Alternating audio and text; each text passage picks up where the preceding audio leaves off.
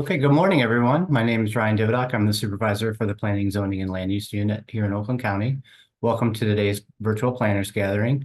We're joined by folks from Oakland County's Neighborhood and Housing Development Division for an overview of services and funding opportunities provided through the Oakland Together Housing Trust Fund. Just a few reminders before we get started. The meeting is being recorded and will be made available on our website. Also, if you have questions, please use the chat function in Zoom and direct your questions to Jim Schaefer. Jim will moderate a question and answer session after the presentation has completed. So let's get started. It's my pleasure to introduce our presenters today. We have Khadija Walker-Fobbs, Officer for Neighborhood and Housing Development. We have Curtis Smith, also with Neighborhood and Housing Development, and Kyle Hines, who's the Housing Trust Fund Manager. Thank you all for joining us. Khadija, the floor is yours. Thank you. Good to see everybody virtually. So welcome and thank you for joining us this morning. We're really excited to share a little bit about the work that's been happening within neighborhood and housing development here in Oakland County today, and welcome questions, of course, at the end through the chat. So I am the officer, Khadija Walker-Fobbs, who is currently leading the neighborhood and housing development. You're going to hear from the rest of the team as well about some of the projects that have been in the works over the last year and some of our focused strategies. Next slide, please. So just to kind of set the stage, I want to talk briefly about our focus and mission because it level sets the work and where we're going forward in the future here. So our mission here at N&HD, as we like to call it, is really focusing on supporting strong, sustainable, and inclusive communities through quality, affordable housing, community development, human services, and economic opportunities. We take that very seriously, and we have been around for over 40 years helping residents with their housing needs through our community development block grant funds, our HUD funding for home, through home repair, and then now a real heavy focus on actual affordable housing developments. You'll see in the picture here that we're featuring a student-built house that was just completed this past spring. This was really a special way to highlight how we're trying to be inclusive and think differently around development, because this home build was done by students in Oakland County.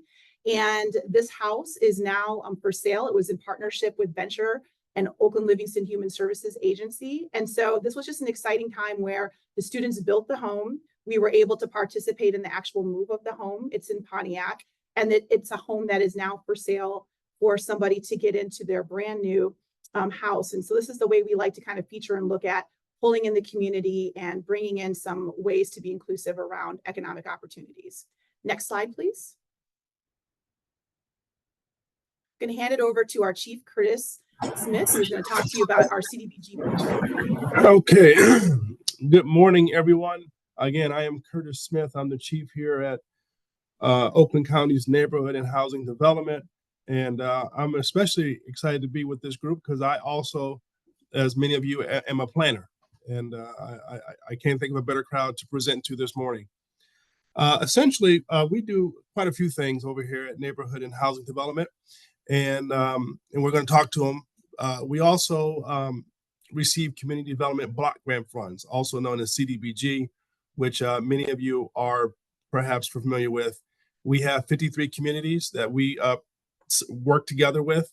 And as you may know, there's a flexible formula that's based on funding program provided by HUD.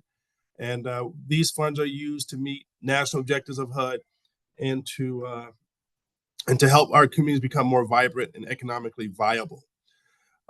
We provide CDBG funding for communities to revitalize projects.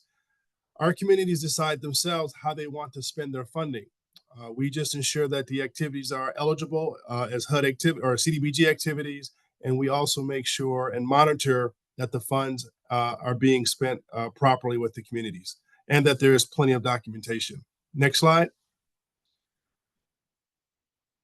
In addition to the CDBG program, we also receive home dollars.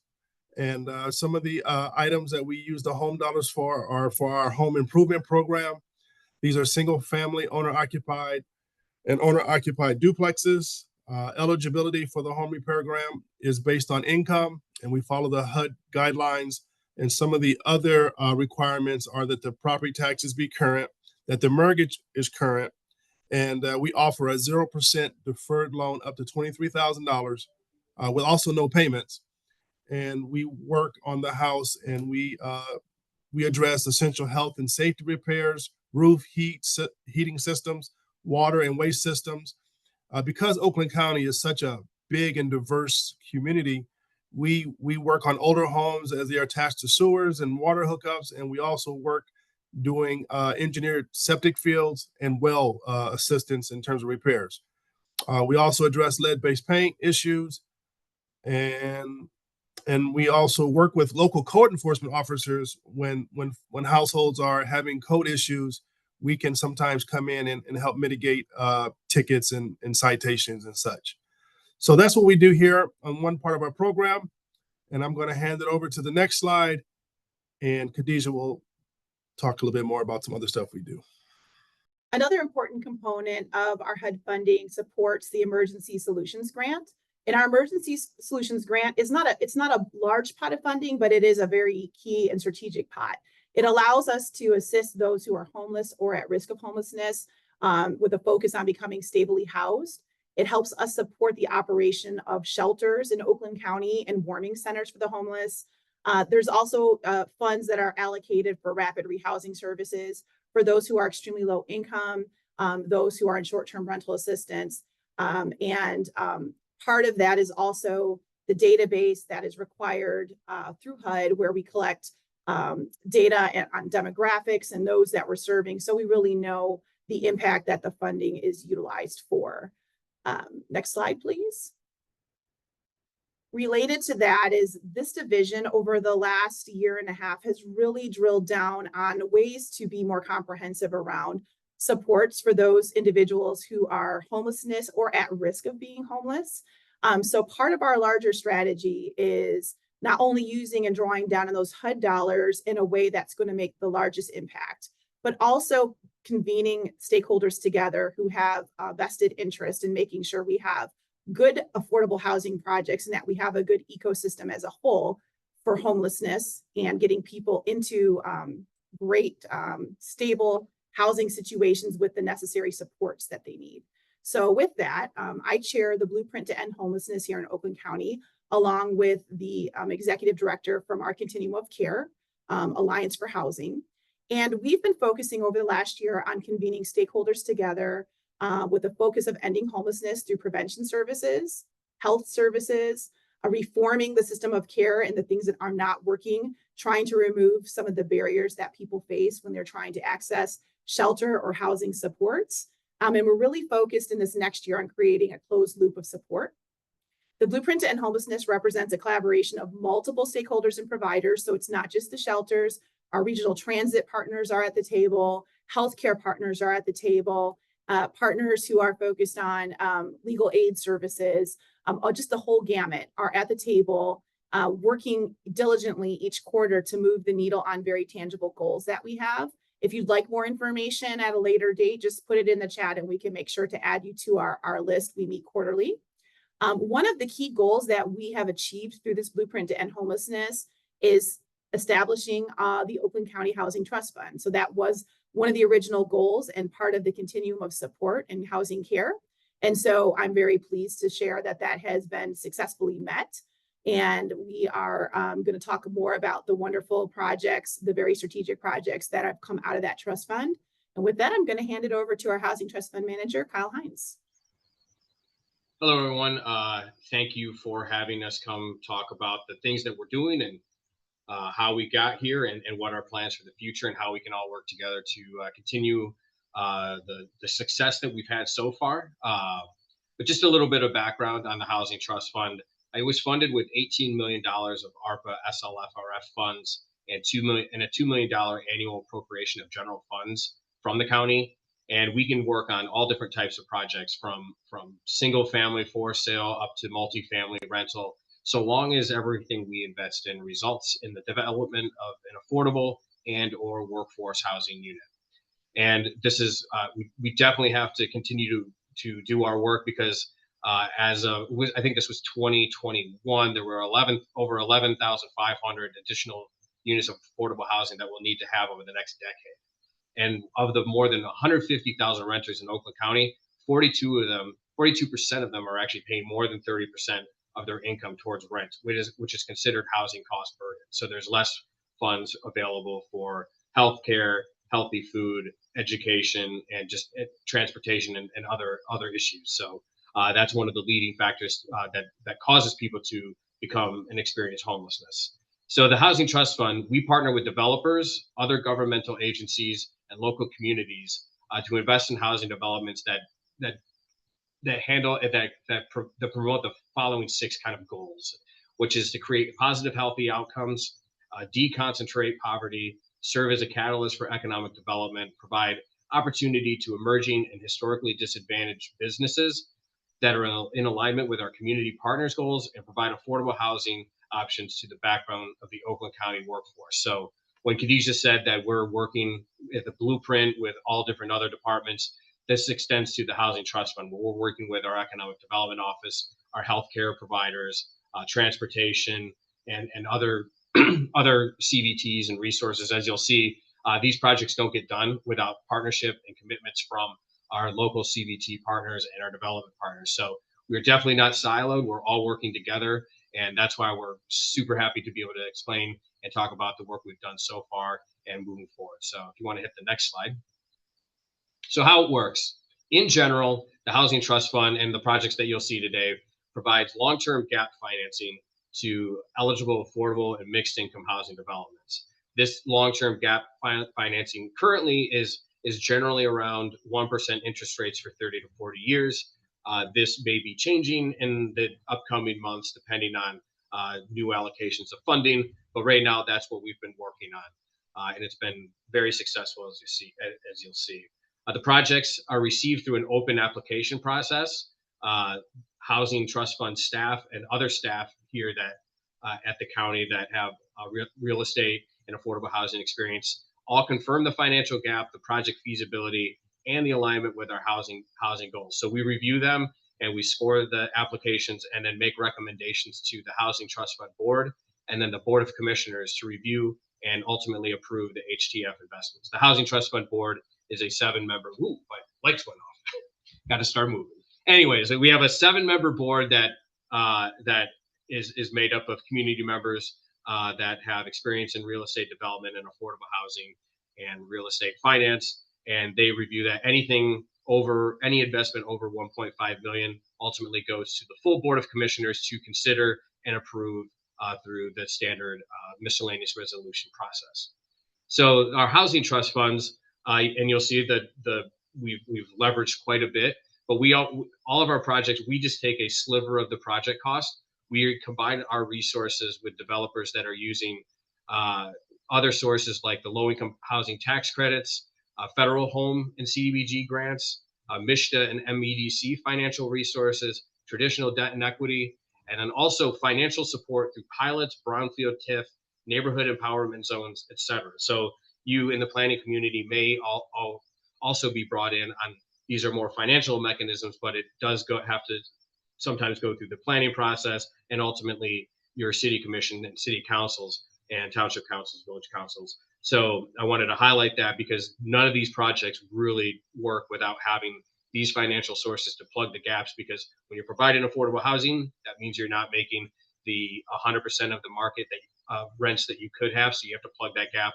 And these are just some of the tools that we use to get these projects off the ground. So next slide. And so when we're looking at affordable housing, you're probably all aware of the planning and zoning challenges when it comes to developing affordable housing. Like I said, almost all of our investments that are new ground up development require some sort of planning commission and CVT action, including but not limited to zoning changes, PUDs, RUDDs, parking variances, easements. All of these items can be a huge impediment when identifying sites to develop affordable housing. And I'm sure everybody's aware of NIMBYism, not in my backyard. People don't want density. They're worried about traffic, going through long, cumbersome community planning events and approval delays, and the uncertainty for foreclosing. That can cause people to just not even want to attempt to build affordable housing. And some sites remain vacant, underutilized, when it could be a prime opportunity to provide mixed income, affordable housing and multifamily development, and activating new sites and allowing our workforce to live in our community in the community where they work. A vast majority, and then you'll see on the next slide, a vast majority of residential property in Oakland County is zoned for single family residential uses, and there's very limited currently by right zoning for multifamily development, which is how we're going to be able to access density and economies of scale to provide affordable housing. So if you go to the next slide, you'll see there is all of those slivers and those dots of color. That is where you're currently able to have multifamily developments. That's not a lot. And if we're going to be able to build and get the density of the units that we need, we're working with our economic development department, our transportation department to identify, and our CVTs to identify areas and corridors where it makes sense to add density, because you can't just build a multifamily property in the middle of nowhere. I get that. And no lender will provide that, but identifying areas of opportunity for us to all work together to kind of recreate some of the projects that we've done so far. That's what we're striving for. And when you see this map, there's just not a lot of area that is available right now. So that's why we're very happy that we're able to talk to our planners and our planning partners and our CVT partners to see and work together to find opportunities in your communities where we can provide similar type of projects. So next slide. So here's our bragging sheet. We're very proud of what we've done. This combines both the Housing Trust Fund dollars as well as the federal grant dollars that the Neighborhood and Housing Division receives from HUD. So the Housing Trust Fund, we have 9 mixed income housing developments fully approved by the Housing Trust Fund Board. This results in 649 total units, of which 438 are reserved for residents earning between 30% and 80% of the area median income. We'll have a slide later that talks about what those numbers mean, but that's our workforce. That's the backbone of our economy. Retail workers, healthcare workers, educators, and public safety employees. This represents a 21.6 investment of ARPA SLRF funding as well as county general funds. And when our just over $21 million investment results in a total investment of over $180 million of affordable, attainable, and mixed income housing throughout the county. And then we also have $3.2 million of home investment partnership funds allocated to 5 projects, which total 169 units, resulting in a total investment of $76 million. And then we're currently reprogramming old CDBG funding that will statutorily not be able to be spent because it's over our 20% admin cap. And then old funding, as some of you that may be working on your CDBG programs know, that we're all butting up against the CDBG timeliness ratio. So we're taking some of these old funds to expend them on the renovation of existing affordable housing properties, which total 241 units, of which 209 of these units actually have project-based vouchers on them, and will maintain the useful life of the units, maintain the affordability at the units, and provide a more energy efficient unit within the building. So this results in a $27 million investment by the reprogramming of these old funds. So when you take it the global picture, we have over 1,060 total Housing Trust Fund and neighborhood housing development units approved and or under construction, with 849 of those units being affordable.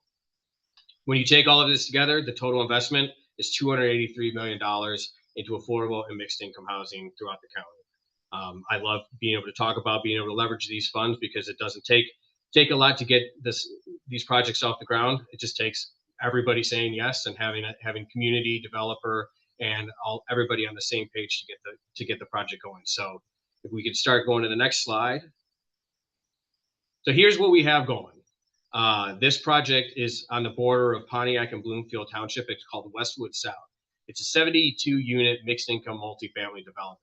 18% of the units will have project-based vouchers, which is remarkable because you don't get a lot of new development that's not a tax credit development. This just used traditional debt and equity and a $2.5 million low interest loan from the Housing Trust Fund to get off the ground. But they're actually putting project-based voucher units in here which is it's generally unheard of because most developers don't want to, one, bother with affordable housing, and two, go through the project-based voucher process. So there's also 80% AMI units, and then the remaining balance of the units are generally market rate / workforce housing. The construction type and the product type has an extremely efficient construction design. So naturally, even without any form of pilot or tax abatement or any other subsidy, they are able to get the rental costs anywhere from $1,000 to $1,400 a month, which is fantastic. And this, if for those that want to know specifically where it is, it's off of Telegraph on Golf Drive, kind of behind the Menards in Bloomfield Township. If you're aware of it, you can actually walk from here to the Henry Ford Medical Center, Aldi, and other jobs, and also the smart bus line off of Telegraph. So to get this project done, there wasn't a huge lift on any sort of planning commission or zoning, but they did receive friendly parking relief at the administrative level from the planning commission. But it's still they needed to do some shared parking concepts with other facilities on the site. The PACE Southeast Michigan has a branch here, and they do some sharing of parking. Next slide.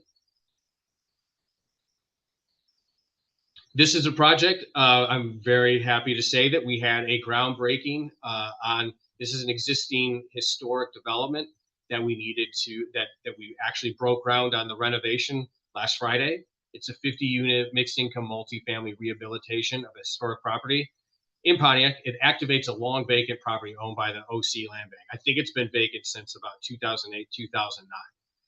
100% of the units will be reserved for residents earning 60% of the area median income, up to 120% of the AMI.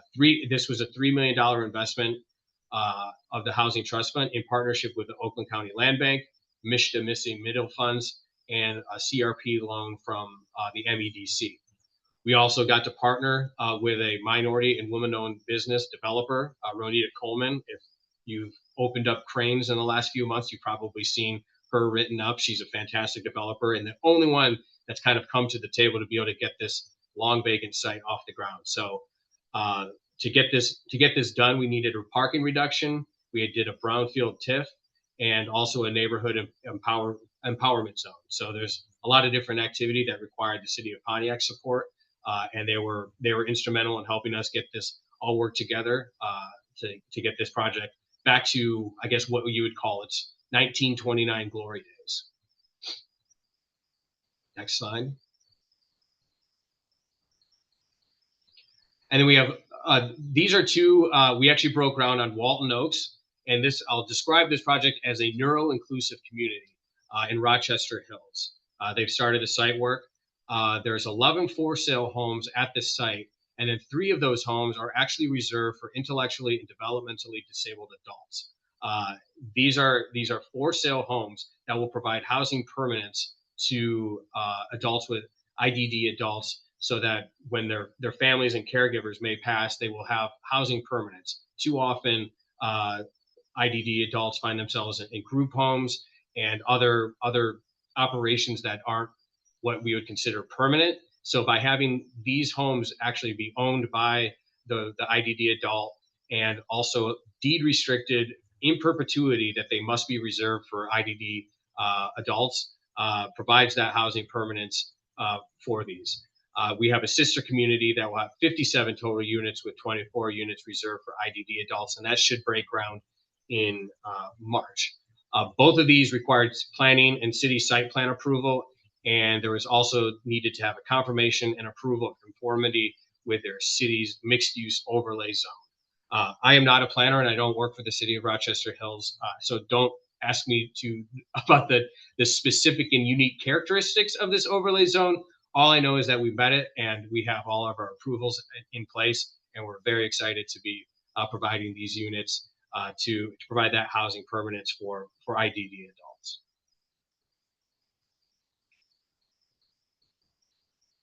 And then this is our next project that we're working with the city of Southfield and My Side Housing Solutions.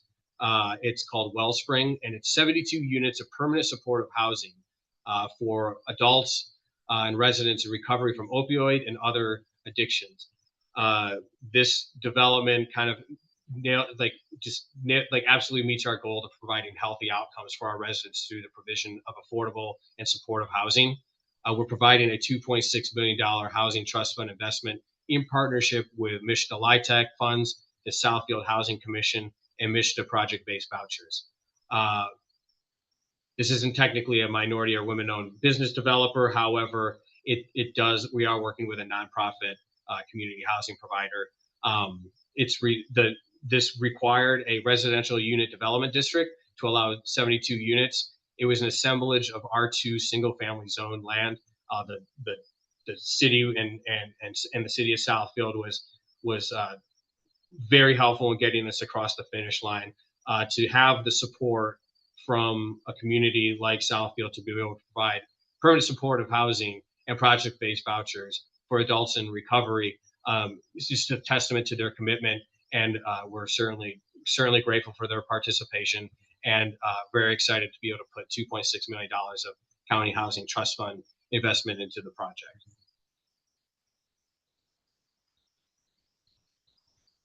This next project is called Vester Flats. It's a 72-unit mixed income transit-oriented development in Ferndale at 141 Vester. It was approved for $3 million by the Oakland County Board of Commissioners on October 10th. And then just last week, it actually received approval for a pilot from the city of Ferndale, which is a payment in lieu of taxes. And then a couple years ago, it actually received a planned unit development. We've just been working on the financial aspects from that point on. There's some other issues with the site, but we feel that we're ready to go, and we'll hopefully close on the loan by the end of the year and start construction early next year. This project provides great access to opportunity. It's basically in the downtown Ferndale at 9 Mile and Woodward, and it'll be super walkable to all of the great shops and employment and jobs that are located in Ferndale. And then the best part about this is that it's 300 feet from the Woodward Avenue SMART bus line. So you can literally walk from this 300 feet and you can get on the SMART bus and get to downtown Pontiac in 30 to 40 minutes on the same bus, no changes. Or you can take the bus to One Campus Martius in downtown Detroit in 30 to 40 minutes. So it literally, through the activation of our regional transportation plan and working with our transportation partners, we've been able to open up the entire Woodward Avenue corridor with this mixed income housing development project that ranges from 50% to 120% AMI. So we're super excited about being able to, one, not only provide affordable housing, but then provide the transportation opportunities and access to amenities that our workforce housing desperately needs. And then right down the street is actually another development. This was actually funded through the Neighborhood and Housing Development Division using $1 million of home investment partnership funds. It received a temporary certificate of occupancy in October. 53 units of this it's a 53-unit project with the units targeted towards LGBTQ seniors, ranging from 30% AMI up to 60% area median income, with 19 of them being project-based vouchers and some permanent supportive housing opportunities. Ferndale approved a PUD for this project in accordance with their housing plan, and it wouldn't have been possible without being able to allow the PUD and add the density on the site. If you have a chance to drive by it, it looks beautiful. It's really activated the streetscape. It has a nice walkable from this property all the way down to Woodward Avenue. Really activates the streetscape while also providing the affordable housing that we obviously need, targeted towards LGBT seniors, but it does have a permanent supportive housing component for all residents of all ages. So just please note that it's not technically restricted towards LGBTQ seniors per MISHTA's requirements for their permanent supportive housing program. Next slide. And then here's just a smattering of other projects that we have going on. I don't want to belabor this so we have some time for discussion. But we're also Royal Oak Cottages. We're providing 32 scattered site single family rental homes to activate 32 long vacant sites. I think this will probably be one of the first investments into Royal Oak Township by the county in a very long time. So we're happy to provide this economic development catalyst type project while also providing affordable housing. Oakland Woods is the preservation and modernization of 260 senior affordable housing units with Presbyterian Villages of Michigan. Beacon Place is a preservation and modernization of 40 existing affordable units. Same with Woodland Heights, that's 187 affordable units being preserved and modernized. And then the ground up development of 54 units of permanent supportive housing in Pontiac with Auburn Place. All of these have various, planning approval requirements that any type of development would have to go through. But this is just a quick glance at the other activity that we have going on. So here's my favorite slide. When I was talking about area median incomes, here it is, 30% up to 120%. So a single family household at 30% is $20,160. And then you can go all the way up. Generally speaking, we're only participating in funding units that are 80% AMI. But if you're 80% AMI 4-person household, that equates to $76,720. And then here's the people that are actually going to be served by the housing that we're developing. I mean, this is ambulance drivers, non-EMT, fast food counter workers, maids, home health care and personal care aides, maids and housekeeping cleaners. I don't need to read them all off, but waiters and waitresses, preschool teachers. Go to the next slide. And then it goes all the way up to assemblers, fabricators, nursing assistants, construction laborers, carpenters, elementary school teachers, human resource specialists. So as you can see, Oakland County doesn't run if we don't have spots all throughout the county for these people to have affordable, safe, decent, and affordable housing. And we feel that we've done a great job, as you can see, with what we've done with the initial allocation of funding to the Housing Trust Fund to get these projects off the ground. But our work's not done. You saw that number. It was 11,500 units that we still need. We've taken care of about 1,000 of them. So the work is just getting started. So next slide. And so our strategy moving forward, like I said, we're working with other county divisions, such as economic development, transportation, equalization, to identify areas of opportunity. Where can we all work together to target our resources? It's kind of like how the Vester Flats project came together. That we just so happened that there was a site and it was near our transportation, and we were able to invest in it, knowing that this would be a perfect transit-oriented development. We want to do that and start identify other corridors and areas that may have be underutilized or suffer from disinvestment. Where can we target this? That's what we're trying to do near healthcare, job centers, transit, parks, and other community amenities. Obviously, we'll have to identify parcels that would be ideal for affordable mixed income and workforce housing. To the extent they don't have to go through a extensive rezoning process would be great. But as you can see, we have no problem doing the legwork and working with our CVTs to get projects zoned properly in areas that make sense for the community. So what we want to start doing, and that's why we're happy to be on this call today, is to just extend the opportunity to work with our CVT partners to identify and activate sites in a timely manner. If there's anything that we can do to work together, if we have a development to potentially do any sort of expedited review, expedited approvals, and/or permitting, or a preliminary indication of CVT support for underutilized sites or sites that may be available, that type of certainty to close is almost just as valuable as funding and gap financing. Because if a developer knows and gets pretty strong indication that there won't be super long delays, that cuts down on their carrying costs. That means they can go hard on their land and purchase the land and know that they will have the approvals necessary to get the project that they envision off the ground. So we're more than happy to kind of discuss how those kind of levers, because it's all levers to get affordable housing to work. Like you have financing, you have zoning, you have a capable developer, you have a willing community that wants to support and provide housing for the people that we just learned on that career page just previously. But yeah, no, we're here to kind of work with you, answer any questions. Khadija, if you want to talk about our commitment, working with our CVTs. As you know, we have many different programs here, but Khadija, if you want to speak to that and go forward. Yeah, thank you so much. I'm so proud of the work of our team, and you've heard from Kyle just some of the amazing and quality projects that we're bringing. It is not an accident, like we were talking about. It is part of the larger strategy that we are implementing here in Oakland County to bring a diverse array of projects that are going to serve a diverse population of people. We want to make sure that we have quality housing for all of the professions and people that Kyle showed when we talk about who we are serving.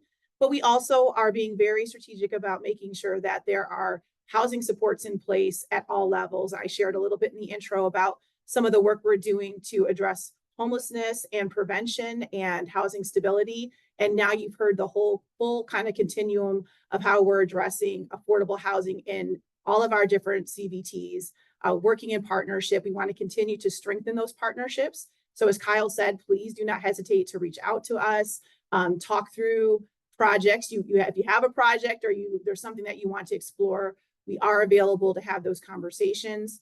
On the outreach side, Daryl Earl, who has also been faithfully doing our slides and walking us through, also is happy to come out locally to any of our cities, villages, or townships on the outreach side, or just to have a conversation. And so we encourage you to reach out, and hopefully this has been a great and helpful update on the work that has been transpiring in our division.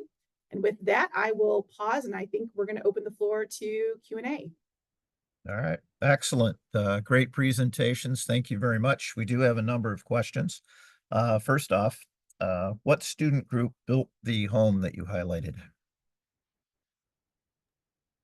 That was Oakland School's technical campus right there in Pontiac. So the students who come, and they can do a half day concentrating on the trades and construction in the morning or in the afternoon. And these students are coming from several different schools represented throughout Oakland County. So once again, we're very proud of the work that they did, and what better way to get hands-on experience. Okay. And I know that there's been just to kind of add to that, there's been other discussions with different school districts that saw that, and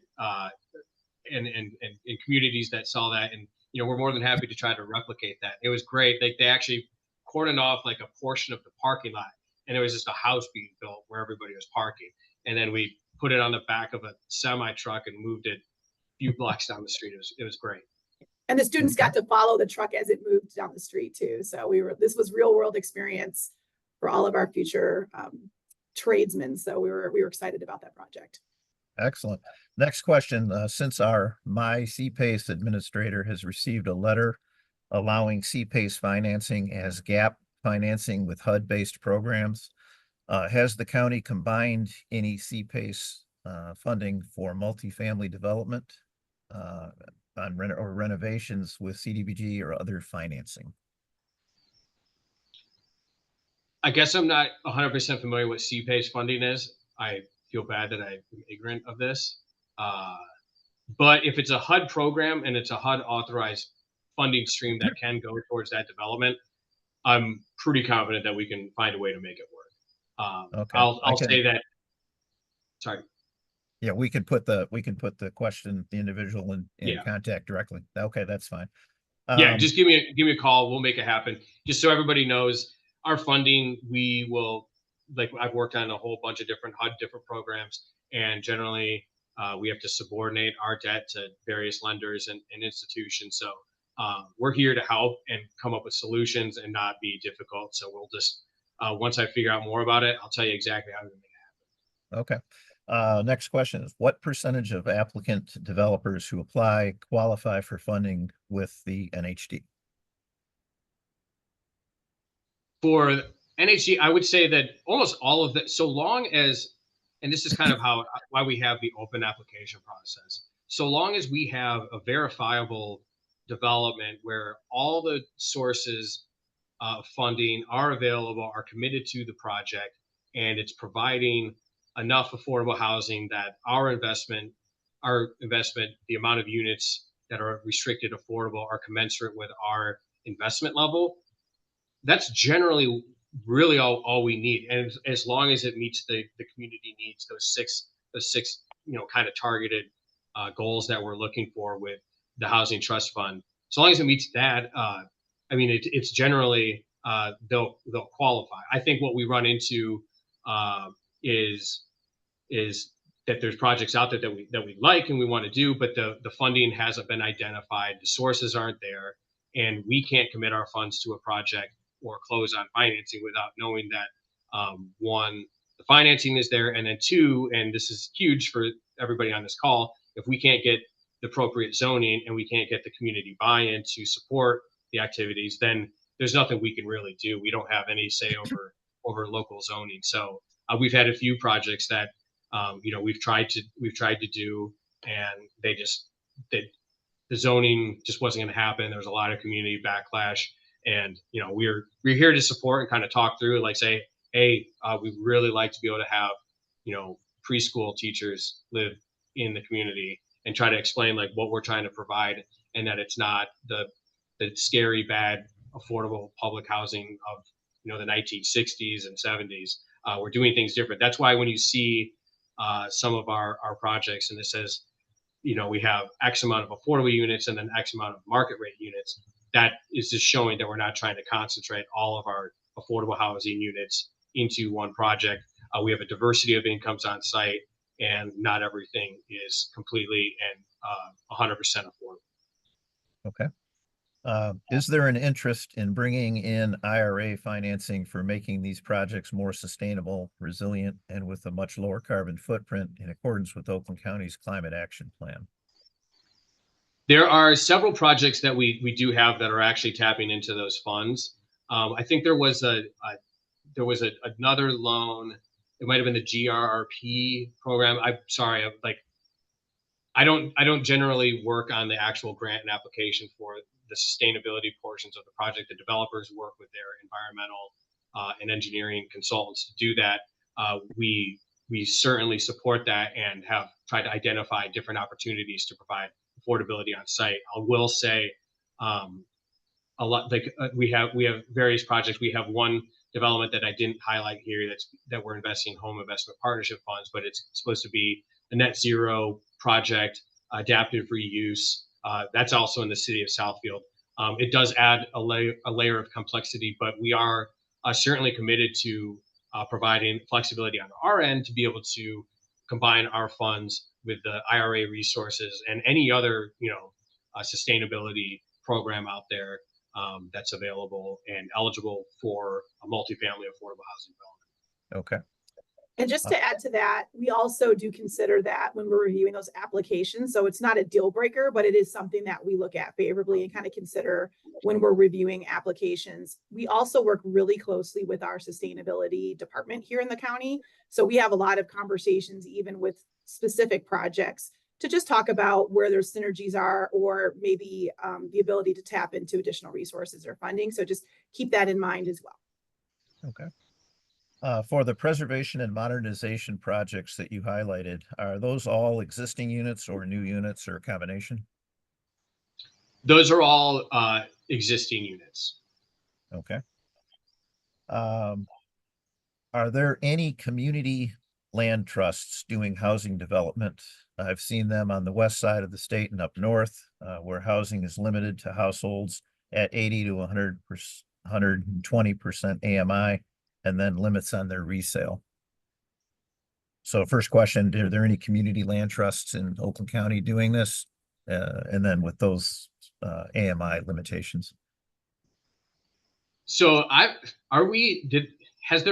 not sure if one has actually been set up. I don't believe so. I think there's just interest. And so we've had several meetings with different individuals and groups who are interested. To my knowledge, not officially set up yet, but definitely people are exploring that and having those conversations with us. Okay, And I will great. say, as far as like the AMIs and how it's set up, I as a government employee, as the Housing Trust Fund manager, community land trusts work much better when it is, in fact, that community and supported from the ground up. Because a lot of times, if you have a top-down type thing where you're like, you're saying you can only resell your house for this, it has to do this, and all of this stuff, that has to be all supported by the community and everybody that's involved with the land trust. We are here to help and support and provide funding as necessary as we have it available to be able to make sure that it gets off the ground and done properly. But it does work better when the people that are involved with the actual community land trust are able to set forth the terms by which they want to have their CLT actually function, what that revenue split is, what that share looks like, what the AMIs are, and how they want to have their community work. So I would just put that out there that we're ready and willing and able to help, but I would much prefer to defer to our community developers and community partners to help get something like that off the ground. Okay. With all of the different federal revenue streams, are you finding that the federal requirements for those funding are relatively similar in terms of the limitations placed on that money? Yeah, so we set up, so the ARPA SLRF program, the final rule said that if it qualifies for LIHTC, if it qualifies for home investment partnership, or federal housing trust fund, if it qualifies for any of those things, it's presumed eligible. And then they also said that if you provide, your commensurate share of units based on what you invested in it at affordable rates, then it's eligible. I will say that we have set up our program and the funding requirements that are very, very close to the home investment partnership program, because a lot of our developers are using home funds from MISHDA, and it's just everything kind of is in alignment, and everybody in the affordable housing space is generally used to the home investment partnership requirements.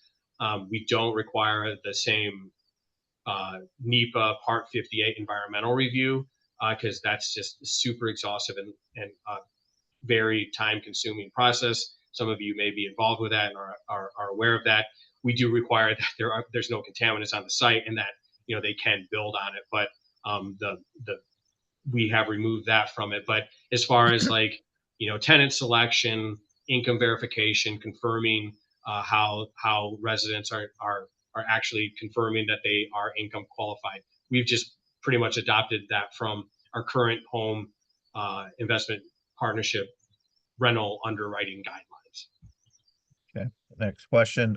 Do you think that this will function as a revolving loan type program, or is it going to need ongoing county insertion of funding going forward?